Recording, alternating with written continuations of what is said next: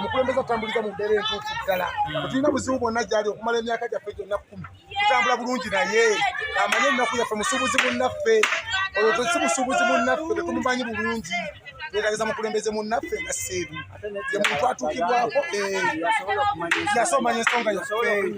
okunya n'awuliriza. Asobola okuwuliriza mu mbeera yonna.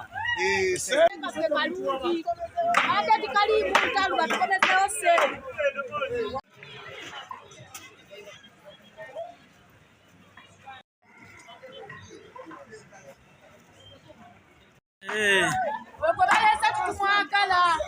twagala Seeru abadde gwadabuka bulungi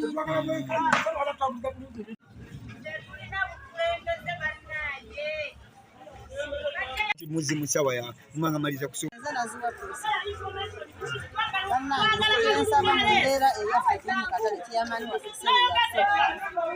era gwe twagala era ffenna abasinga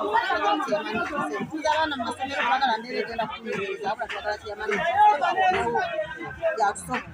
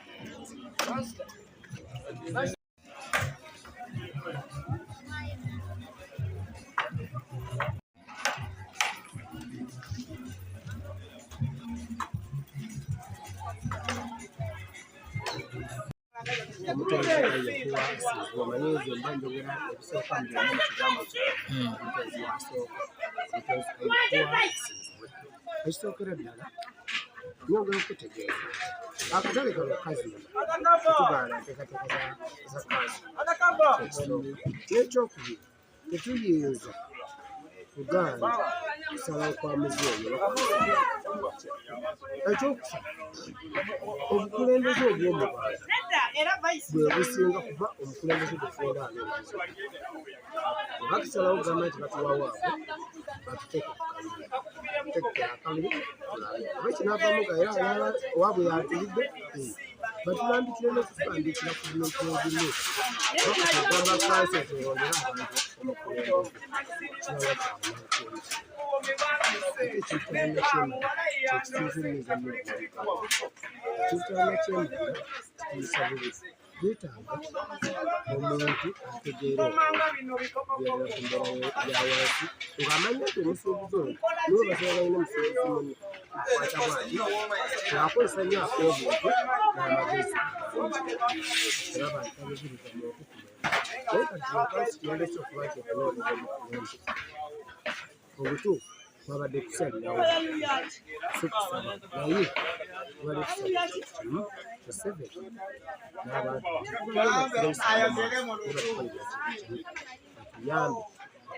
okulonda kw'omutanda oba tuyetegamu tuyingire okulonda kale tuyinza okugamba nti bagatuleetera w'amaanyi mangi naye basooka batuleke tugende n'oyo nawuli naye nga wabeera naye bonna mbaagala abantu ne bakyamanyi tubagambe agende naddala tutegedde nnyo atutegedde kati nga ffe abaana ba music tukola muziki waffe nga bwe atwagadde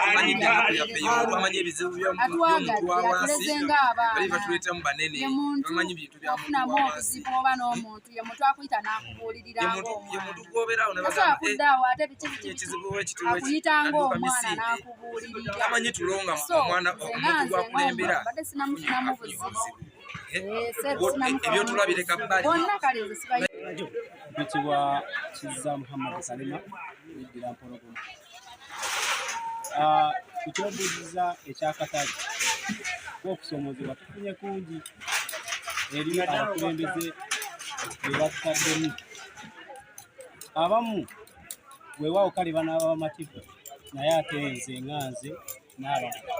n'abalala si bamativu olw'ensonga nti baagenda abamu ne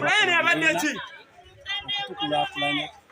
nga bo nga bwe baali bayogedde naye obubiina bwe baali bakoze baali bukunyigagunyizinga be bakulembeze bakoze eki bebateekedde kakati weewaawo n'ekirala ekyo nga tukitadde ku bbali tetusobola kukkiriza kanso nga yo ate ereeta omukulembeze ng'aviiridde ddala mu yo ate ng'omuntu oyo yaliko omukozi mufu. Weewaawo ne tusaba gavumenti oba abakanso kale na buli omu gye kikwatako ku nsonga eyo nti batutegekera olunaku nga lwakulonda oba bajje batugambe nti ono ekyamaani Seeru yatwala akatale oba tumufunidde vice ava ku kanso tutegeeraganye. N'ekirala emiridde ge mazima embeera jjo si nnungi katugambe wano mu katale kamwe kalimato olw'embeera eyo kale weewaawo ne bamaama baffe abakolera mu katale wano bagenda kuzzaayo abaana ku masomero abaana bazzeeyo naye omutuukako okumubuuza ki kyalinawo naye nga alanjalanja. N'olwekyo tukuba omulanga eri gavumenti saako n'abaddukanya ebyokulonda byonna mu ggwanga Uganda batuyambe tulonde kyamaani mmoja gwetwagala. Zesonga Fred akolera mu katale wano eno nga mazeemu emyaka 6 ono mu katale n'embeera ebadde mu katale olw'omukulembeze waffe ono abadde atutwala Sserunjogi Godfrey tumulabyemu obuzibu yadde n'akamu naye twabadde tuli awo nga kansi yange egamba ekisanja kyo ekiweddeko twagala kuteekawo omuntu mulala ng'ate ono gwe baagala okuggyawo twamulonda bulonzi ate bateerawo omuntu gutakola ki gutalonda. Kati ffe ne tusaba kanso ne tugendayo era twagendayo abantu batono nnyo kuba twali bangi ne tugendayo ku kanso kannyini tubagamba kino kye mwakoze tekikirabangako ffe bannakatale omukulembeze waffe tetumufunangamu obuzibu tetugenda ne tumuteerangayo lipooti mbuba tumukooye tetukyamwagalanga muli mu katale atutwale naye ate kanso yajja negamba we tumutaddeko ate bateerako omuntu eyakwata tenda mu katale tenda nga 6 ng'oyo omuntu oyo alina ebintu byakoze eki byazaalaba mu katale kuba naye akaluddemu emyaka mingi ng'ajja kuzza ebyemabega alina bawalana alina abamuwalana kati bwe bamuteekako ng'ate ekyamani w'akatale ng'ate alina n'ettenda muno mu katale ekyo kintu tekijja kusoboka. Katale kano kamazeemu emyaka ekiwera 10 kyamaani Seeru simufunyeemu buzibu wadde n'aka kuba najja muno nina emyaka 17 kati nina emyaka 25. Oyo kyamaani Seeru musajja w'abantu omuntu asobola okuyimirira n'agamba nti gundi alina obuzibu katugeze oba ofiiriddwa yakunga abantu bonna nemugenda nemusulayo nemukola buli kimu kyamaani Seeru kati sitegeera nsonga lwaki kyamaani waffe bamujja kanso eyinza etya okubanga ekola ekyo nga tosobose kuyitira mu bantu bandizo ne batugamba katwale muka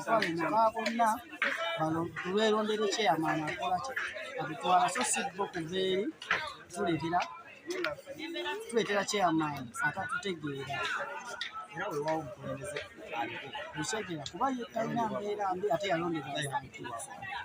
ekitegeera bajje mukabangi basimbe omugongo abeera atya nga akubanja $10,000 n'akubanja ewiiki emu n'ewera n'akugamba nti n'akugamba gwe oba tomaliriza omudala tuzitwala no twagala omukulembeze waffe akutegeera akula defense wa katale kano era nga bamanyi nga defense wa katale kano naye twafunyemu okusoomozebwa nga weeks 2-3 eziyise nga kanso ezze tugambye nti etteeka lya fulima ery'obutale ti kanso okweddeza obuyinza naye nga tulina obuzibu obw'obukulembeze ddala wano mu katale esooka baatugambye mbuno omukulembeze gwe baatusindikidde yaliko mu bukulembeze omukulembeze gwe baatugambye era chairman yabadde eyatendalinga akatale kano olina okumala emyaka 3 kwena entalo nyingi amanyi bagululana naffe kyetusaba kiri ekintu kimu abasuubuzi kye baagala kanso nawe yasazeewo okutwala obuyinza ereete omuntu muto atabaddeko mu byabufuzi byakatale ngali out of market era tekimukwata natalinamu maama we atalinamu taata we atalinamu jjajja we tulina essuubi okuba nti ajja kukola emirimu temuli kyekubira egamba sikyakuba nti semingo gyavuddeko newaba mulala bwatyo olw'ensonga nti akatale bw'oyita omuntu yaliko mu bukulembeze oba tutwala katale maaso oba otwala katale oba okaziza busa kitegeeza nti ono gw'oleeta alina baayagala okweyubululiramu abamuyisa obubi byonna tubimanyi nga bubitambula era omuntu naba tanakwata butominaga mmwe leero muwuli mmwe mugenakola mmwe si embeera gyetwagala era badde otawukira okugenda okwemulugunya kwabasuubuzi nebbaluwa eno ya mikono gyonna egy'abasuubuzi konna mu katale emikono gyonna egy'abasuubuzi abatakkiriziganya n'enkola nebbaluwa naye tugenze ne batufuna okuwabulwa ne batugamba tuteekemu amannya gaabo getwemulugunya wamu tugiteekemu ekopi zigende ewa town clerk zigende ewa DPC ewa RDC bafunemu kopi kyolw'ensonga nti newanaba waliwo okwegugunga oba nga waliwo akakyakano baba bategeera nti baba bafunako ku bbaluwa bategeeza kweyesu natenda mu katale era nga yawoozaamu yajjamu ne kasasiro era ne ku kansa eyo ennyinyi naye era bwe balonda natenda nyingi muneeno obutale alina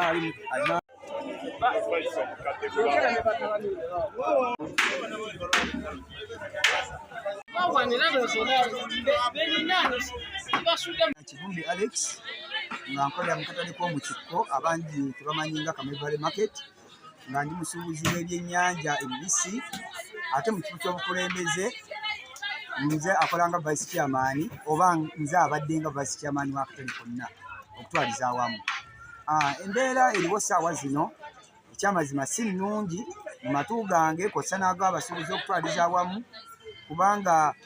division yazze ntegeeza mukono central division nebaako embeera gyeteeka mu katale etanyumidde basuubuzi okakkananga abamu baguddemu yoleke si bamativu mu mitima gyabwe division etulendereetya abakulembeze ng'ate era division y'emu yali yategeka okulonda kwa 2022 ng'ewa abasuubuzi ebbeetu oba ekyagaanye okulonda abakulembeze baagala basobole obbakulembera kw'ossa ne batuusa mu nsi ensuubize nga yo weegamba nti egenda kuzimba akatale kano nga abakulembeze abo bajja baliidinga bajja bakwata bulungi okutuuka nga akatale kamaze okukola ki okuzimbibwa neyo division y'emu ekulibwamu tawuni kiraaka kw'ossa ne management yaabwe yeyazze n'etafuta amateeka nzige nalabye nga oba oli awo agabulamu ennyo nga ejjawo abakulembeze ababadde abalonde ng'essaawo abakulembeze byo beegamba nti eweebwa ekyagaanye okubalonda n'okubawa obuyinza okukulembera abasuubuzi. W'otunuulira embeera y'amateeka ago otunuulira nti ba LCs chairpersons baba abakulembeze b'ebyalo ebisanja byabwe byaggwako naye tebalondebwanga nakati bakyakulembera abantu baabwe mu mateeka. Nandisuubidde ne wano wekyandibadde okutuuka akatale bwe kandibadde kazimbibwa ak'omulembe awo nno division nejja neeteekawo obukulembeze byo bwegamba bweyagala. Bw'otunuulira abasuubuzi tubakakkanyiza bukakkanya naye nga bo baagala mbeera yakwekalakaasa banyirira division begenda okujja erangirire abasuubuzi nawo oli awo bateekewo embeera kyenandisuubidde nti kive ekitali kirungi kuba kive otaataganya emirimu yandibadde ekwata ebintu bino kisajja kikulu abantu ebawa omwaganya ogwerondera abakulembeze ebaagala basobola bakulembera. Tuli bakulembeze mu mateeka kuba ffe batuwangako bipapula oba mateeka gatuyimiriza oba kiwandiiko kisayininge